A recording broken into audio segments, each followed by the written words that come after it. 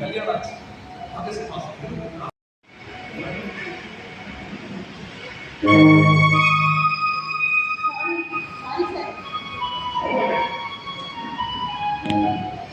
கல்யாணம் ஆகி 12 வருஷம் குழந்தையே நாங்க எவ்வளவோ டாக்டர்ஸ் போய் பார்த்தோம். வருங்க நண்பர் ஒருவர் சொன்னாரு, நம்ம எல்லாருக்கும் மேல கடவுள் ஒரு சக்தி இருக்கு, நீங்க அந்த கடவுளை வேண்டிக்கோங்க, நிச்சயமா உங்க வேண்டுதல் நிறைவேற்றுவாருன்னு சொன்னாங்க. நாங்க போகாத கோயிலே